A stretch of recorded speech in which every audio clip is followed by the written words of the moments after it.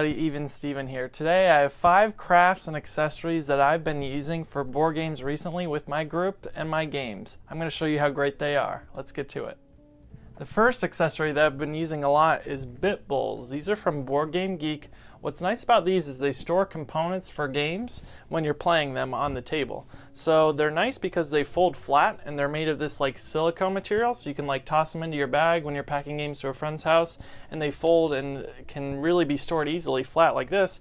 But then when you game, you just snap these things together and then they form a nice little compartment that is easy to use. You can wash them if they get dirty. So these have been great to hold our components, and they're very cheap. They're on the Board Game Geek store, so check these out.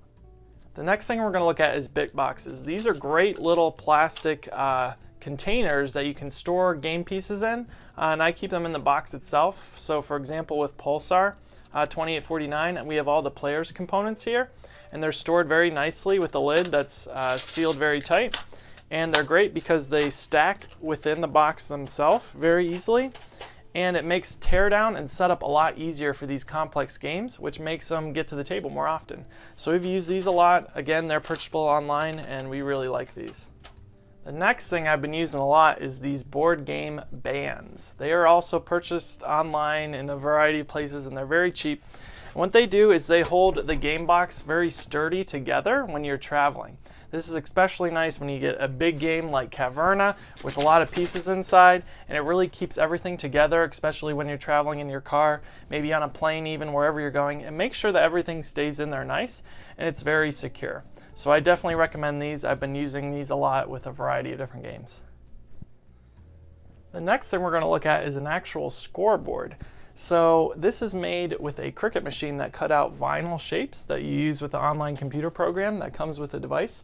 And you can cut out different things, and what I did is I got a whiteboard that is magnetic, and we created a scoreboard that we use when we're playing different games instead of using the score track. What's nice about this is it's available for everyone to see easily and quickly. And if you use little meeples that I have with magnet on them, it lets everyone be their color that they usually are in games. Because a lot of games don't have orange, for example, but I always know that I'd like to be orange.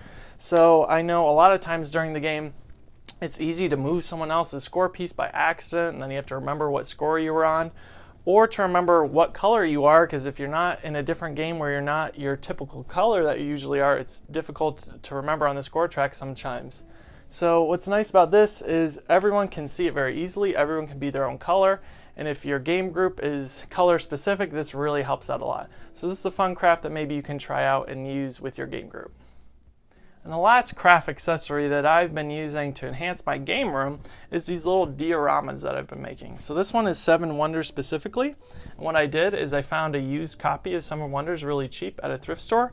And what I did was I created some artwork by putting it like it is in the game with the Wonders belt and some coins and tokens and different things in it.